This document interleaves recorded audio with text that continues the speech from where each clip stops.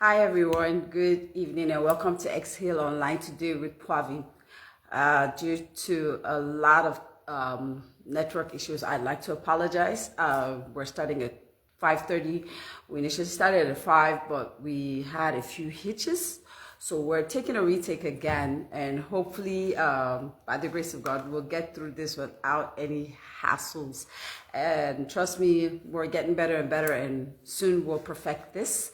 So first and foremost, I'd like to welcome you once again, and I hope you had a wonderful weekend and all set for a new week. I know I am. So the month of May has been a month that has been filled with so much activities. But like I said, if you've been following my Facebook page for a while, you would have noticed that there are hashtags of Break the Pattern. And it is the topic for the month of May/June. Because like I said, we're going to have a lot of different angles coming from this particular topic. We started off with an introduction last week, Wednesday, and we defined what was pattern in a very simple term was consistent and reoccurring events, behaviors, and so on and so forth. And we narrowed it down to unhealthy patterns. And we defined what unhealthy patterns were. And we said any reoccurrent events, behavior that comes out with a negative outcome. And every behavior that comes out with a negative outcome would be referred to as a very unhealthy pattern. And just to go back to what I said last week for a recap for those of us who were not present, we talked about why are patterns unhealthy? Why do we call them unhealthy patterns? And aside the fact that they have negative outcomes, we also said that most of them bring about, they prevent growth and unhealthy situations in one's life. They don't allow you to grow healthy. They don't allow you to grow physically, emotionally, and even socially at that, because of the consistent negative outcome it always brings. And like I said, that there is a saying that if you want to do something and get a different result, you have to try something else. But when you stick to a particular routine, you stick to a particular pattern, definitely what you're going to get is the same outcome. And I gave an illustration, and I said, I remember when I was growing up, my mom, had little pattern materials that she would put on clothing to cut out specific patterns for whatever she intended to sew, for things like, suits, whether it was male or female, dresses, shirts, and trousers and all that. And they had trousers for men, trousers for women. And depending on what the outcome she wanted, she would pick out a particular pattern and cut it out. And if she had picked a wrong pattern for a material, let's assume she wanted to sew a female suit, and probably picked out maybe that of a male suit accidentally, and in her mind she's sewing a suit for a female. Now, as long as she gets to the end of that particular sewing, whatever she does, it's going to come out as a male suit. So if she was to submit it or to hand it over to a female, automatically there will be a lot of disappointments because the outcome is not what she intended, because she used the wrong pattern. And that is how most lives have been. Like I said last week, Wednesday, people come out and they want to live a certain way in their life. They want to have a certain outcome. You want to read medicine, you decide you now go to secondary school in Nigeria, high school for those of you who are in the Western worlds, and you want to read medicine, but you go and you pick the art subjects. Definitely it's going to be quite difficult for you to end up as a medical student, because the line of subjects you picked out does not reflect that of somebody who really wants to study medicine. Because if you want to study medicine, you're going to have to study science subjects. And so we said that we have several types of behavior patterns. We have a lot of patterns that people follow in lives, and one of the ones we picked out on Wednesday was behavioral patterns, such as unhealthy patterns of procrastination, aggression and violence, and, mental distortion. And I mentioned, we talked about substance abuses. These are unhealthy patterns that have been picked out behaviorally because of environment, because of upbringing, because of, an outcome of a particular lifestyle that the person decided to tread upon that gave them that kind of negative influence and helped them to become the person they chose to be by choosing out that particular pattern for their lives. Now, another unhealthy pattern that we're going to look at today is emotional. Now, this is the one that we have a lot of issues with, because we have a lot of people. Just yesterday I was sharing with a friend that we have a lot of people, who do not even realize that they have unhealthy emotional mental capacities in which they go through their lives with. We have people who live aggressive lives. We have people who, their emotions do not present to them the right situation of how to handle, pressure. What brings about things like committing suicide? What is that trend of thought that would lead someone to committing suicide? It's an emotional, unhealthy pattern that has pushed someone to think towards that. Perhaps every time something went wrong, the only way they could deal with that issue was by, looking at themselves and thinking that the best way to go about this is to end it all, and I remember way back then as a teenager, I had those kind of thoughts, where pressure, where, situations around me would make me to sit down, and I would retreat back into my shell. And one of the key things that would always come into my voice is, why are you even here? Why do you think you belong in this world? Why not just end your life right now and end yourself from all this misery?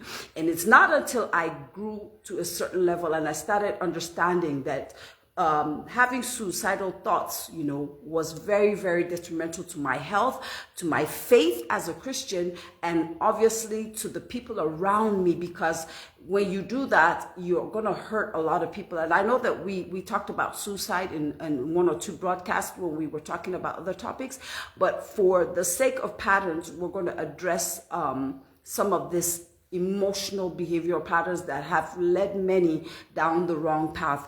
And one of the key patterns that I'm going to talk about is suppressing your emotions.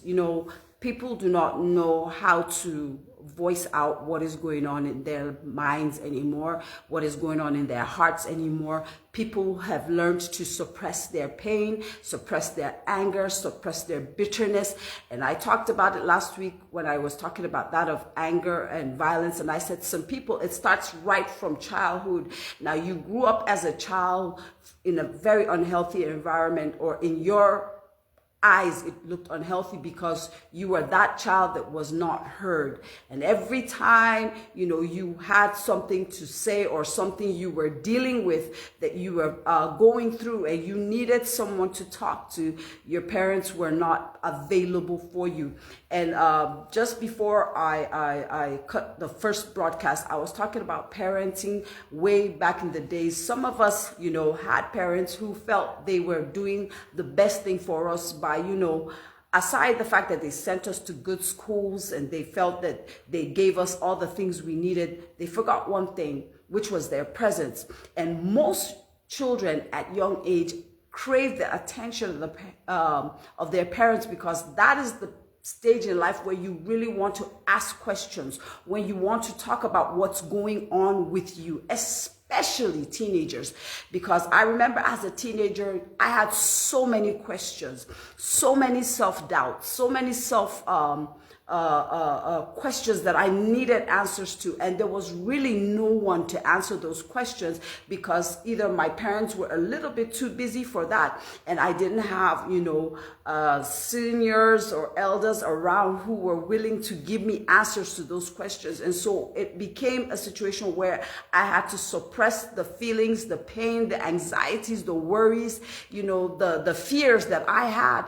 And unfortunately, we have so many youths today, because this school of generational parents, the new generation of parents, what we do is we want to spoon feed our children. We want to hold their hands and walk them through it all. We want to be there for them in a way that we thought our parents were not there for us. We want to be their friends. We want to, be there for them, make sure that they have everything they need and they don't have to go ask out or whatever. But we keep forgetting that sometimes over pampering and over being present are two different things. Now, one of the things that hurts me the most is this. I remember that one of the key things we talked about was our parents not being there enough.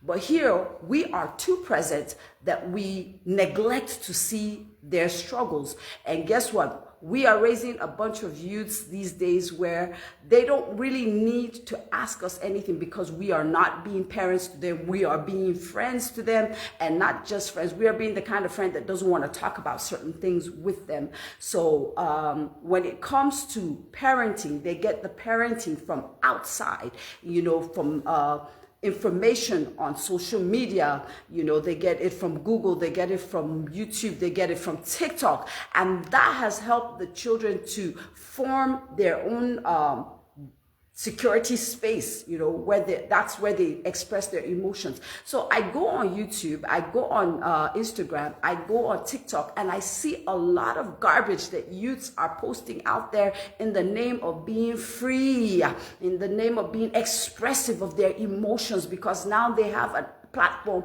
where they can just be themselves and just express themselves. That when we were growing up, we were kind of hiding and shying away from those kind of things because for us it didn't seem right, and more so because we had parents who kept us in the place of discipline. So we are so present, but we withheld the discipline our parents gave us that helped shape us to be a little better than this current generation. Now, I say a little better. Somebody says, why would you say a little better? I mean, I'm doing okay. I'm a good mom. I'm a good dad.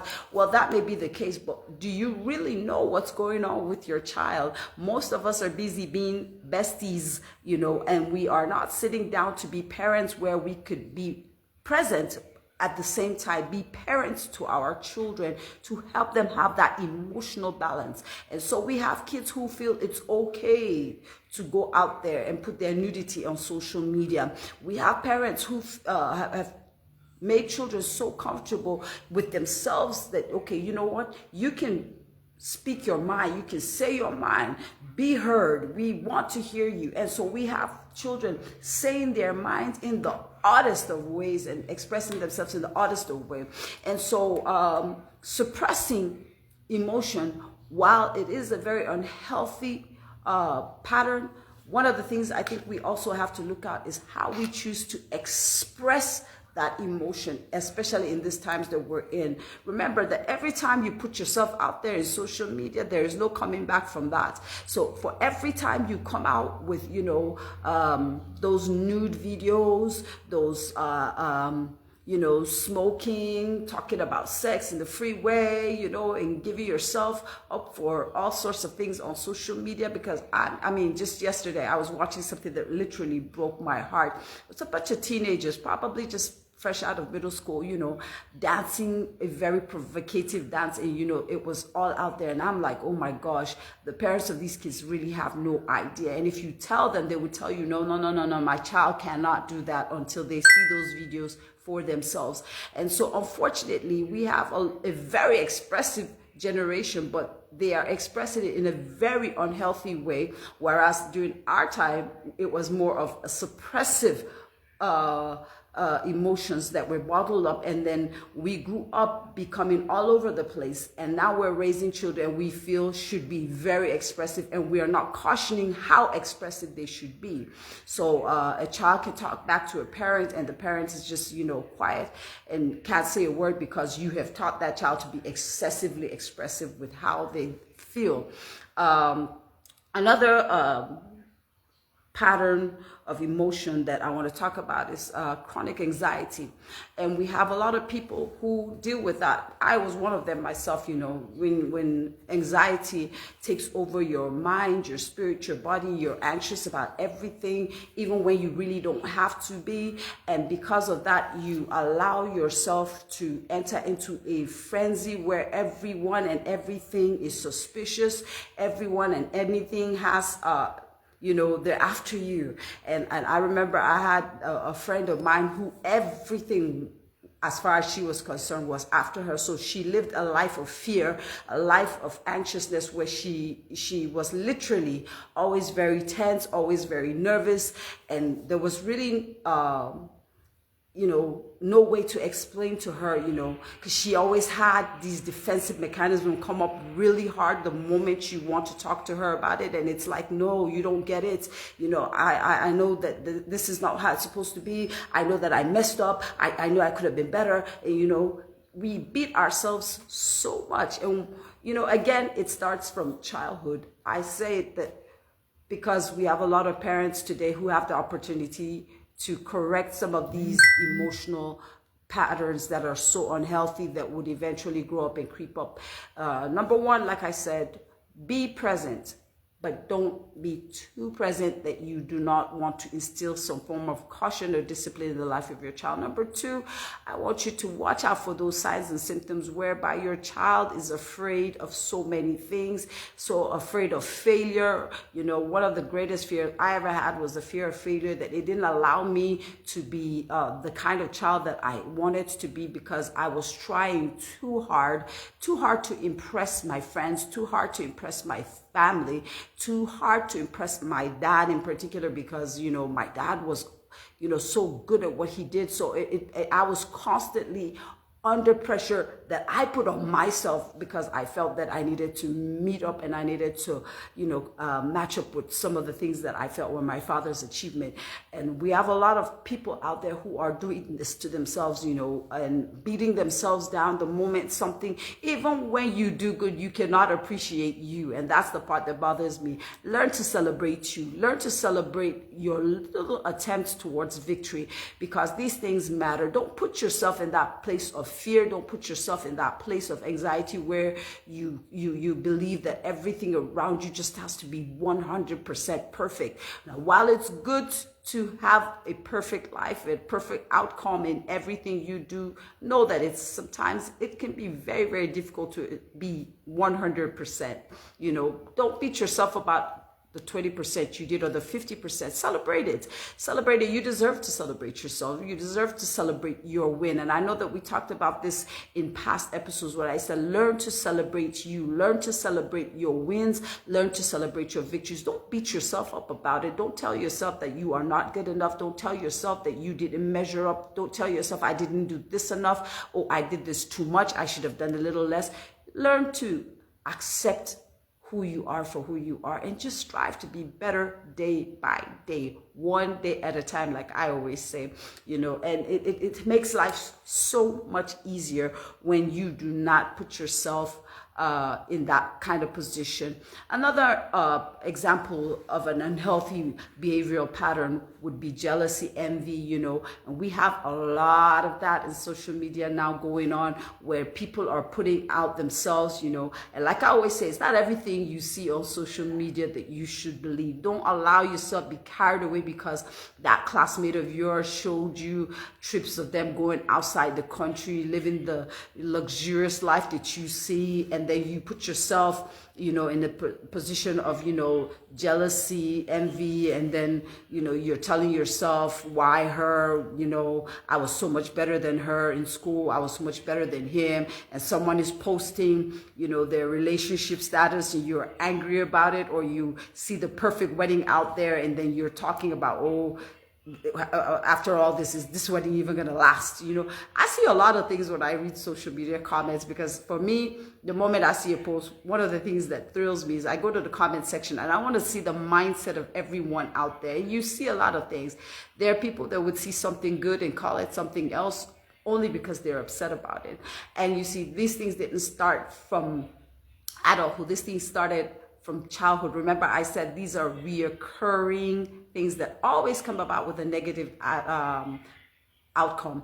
So as a child, you're watching your siblings do this, do that. Maybe your mom, would pick this one and decide to do a little favoritism for that child, and it builds up. There's the anger, there's the jealousy. You begin to, why her? They love this one more than me. Already this thing is beginning to develop. Now, as you grow up as a teenager, you begin to develop resentment for that person, because jealousy always brings forth resentment. And the next thing you find yourself doing is you are looking for how to bring that person down. Somebody is saying in their heart right now, well, you don't understand it. As a child, I tried my best to get their attention, but it was always about this particular child. Well, we all had those moments, in our lives where we probably would have felt like that about a sibling or so. But I want you to know that the mere fact that your parents brought you into this world, gave you the kind of education that you have, and have put you in the position where you are today, would show a lot more that you think. If you look at it carefully, you would notice that it's not because they love the other child more than you.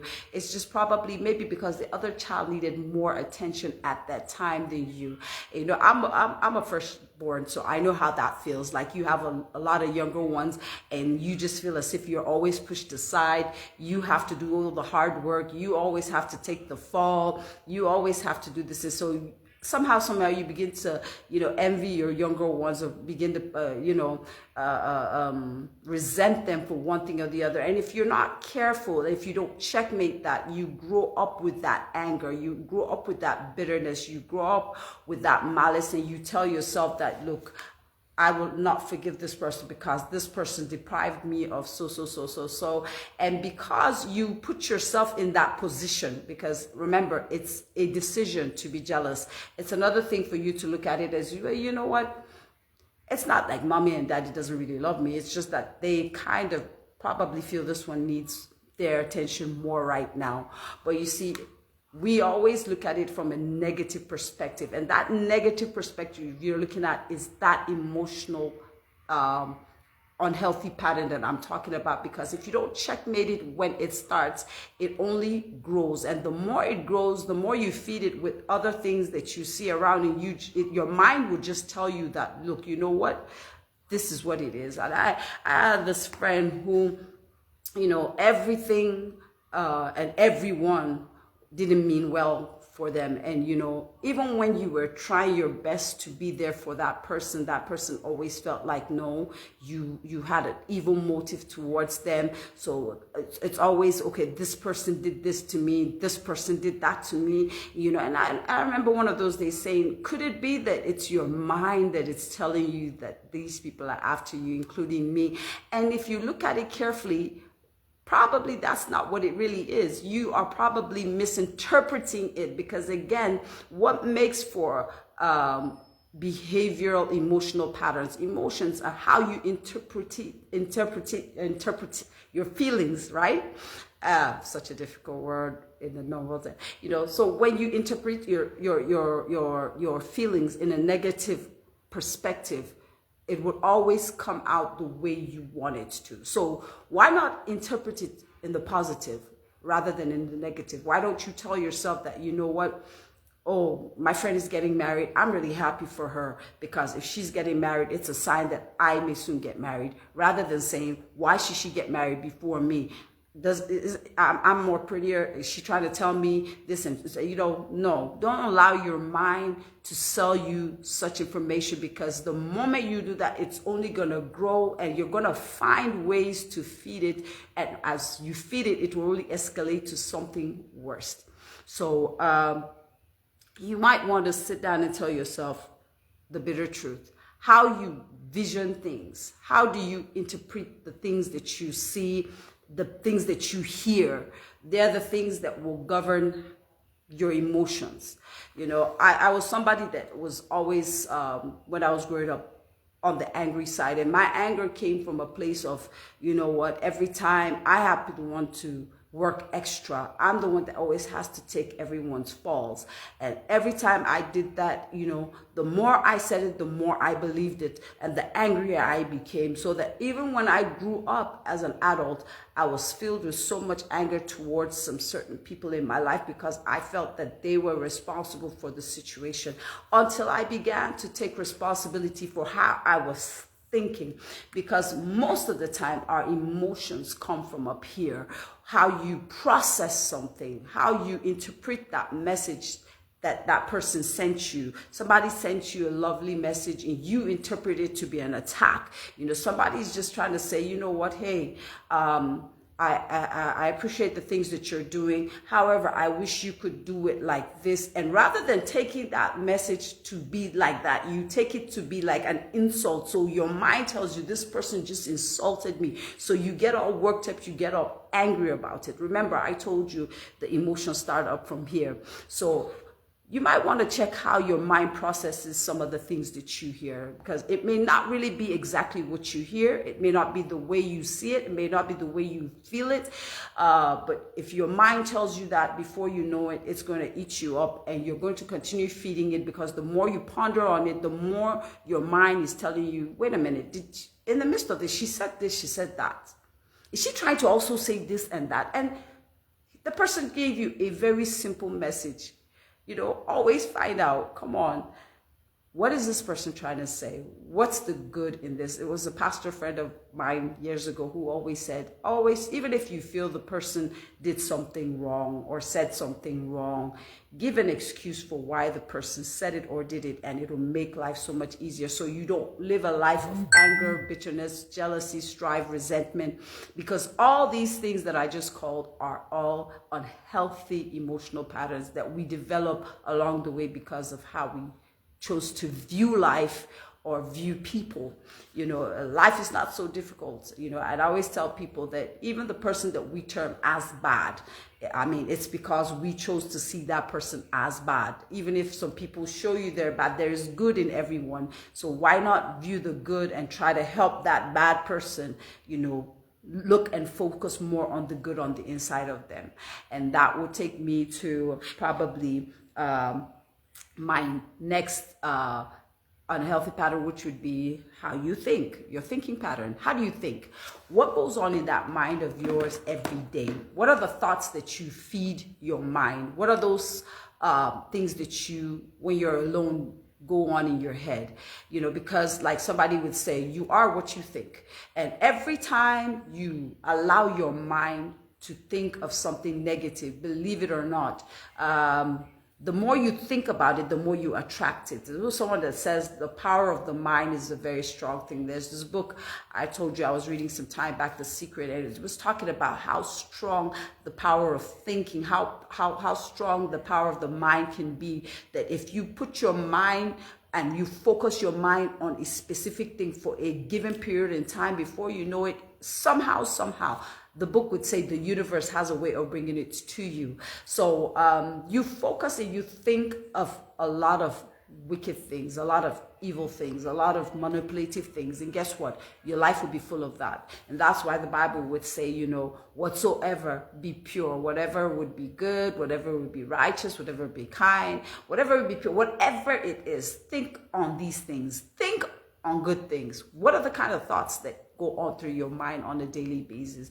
And like I said, these are just, I'm just cutting and joining, you know, introduction of so many things that we'll be dwelling on extensively as the weeks go on, you know. But I'm really concerned about people's thought process right now, because, you know, again, like I told you, we're sharing with somebody, and it's all about mental state of mind. We have a lot of people who are going through a lot mentally and emotionally. You know, and it's not everybody you see out there, you know, smiling that is actually really smiling. You know, we have a lot of people who are battling with suicide, a lot of people who have fed their minds with, oh, nobody loves me, I am going through pain, nobody sees me, nobody recognizes me, nobody wants to validate me, no one believes in me, no one is with me. And those thoughts on a daily basis eat them up. And guess what? The more you think about things like that, society has a way of making you see that, you know, People around you will make you feel that way, even if that was not their intention. Everything you read will make you feel as if, you know what, really, nobody really loves me, and why am I here?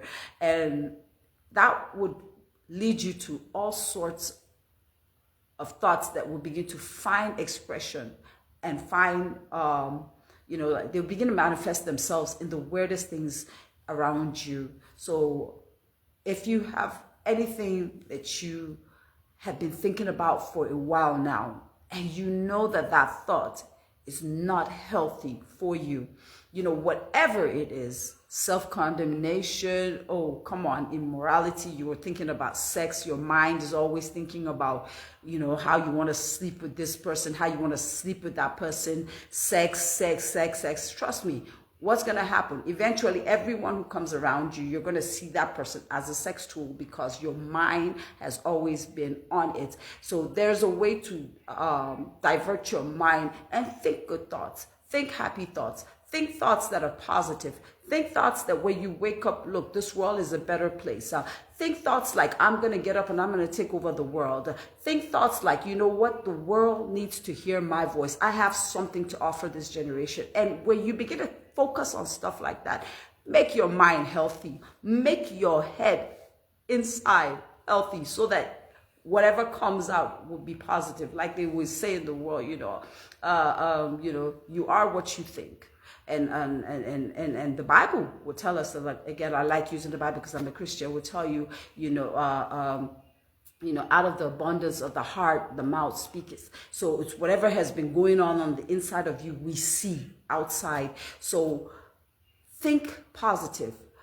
Do away with the negative thoughts, because that's the center of what goes wrong in your head. That's what we see, that's what finds expression, and that's what consumes you on a daily basis. And I am going to round up, but I want to throw a few shout outs today. Thank you, R. Thank you so much for coming up. Thank you also, Yemi. I appreciate you. Thank you, Tadamiwa. I also appreciate you. I see you and I appreciate you guys. Thank you so much for being an encouragement. Again, Wednesday, we have changed the time to 5:30 because of the light issues and the power outages and all that. So we'll be taking it a lot earlier so that it could be a bit brighter for everyone. So by the grace of God, Wednesday, I will be bringing in 1 or 2 people who would help talk about unhealthy patterns from different perspectives.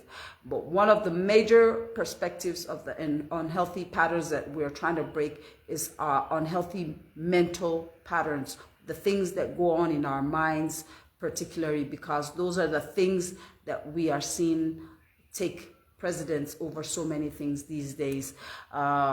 What you see people displaying on TikTok, what you see people displaying on Instagram are thought patterns, things that have been going on in their minds, and now they have a platform to express those things. So when you see someone do certain things, don't say, wait a minute, this person is not like that. No, that person is exactly like that, because you are what you put out there. So be careful what you put out on social media, again, because it's a real reflection of who you are. Thank you, T.Y. Ajiboye. I thank you so much. I see you. I appreciate you. And I'm going to be stopping here today. By the grace of God, we'll be here again Wednesday by 5:30 p.m. I want to appreciate every one of you for taking out time to be a part of the broadcast today. Let me know your thoughts and comments about your struggles emotionally. If you can't put it out in comments, please DM me and let's talk about it on my DM. I'm here for you, and that's why I'm here. Remember, always be that shoulder that someone can lean on and count on, and be the reason why someone will not kill themselves. You might be surprised. I love you. God bless you, and have a very, very wonderful week ahead. God bless you.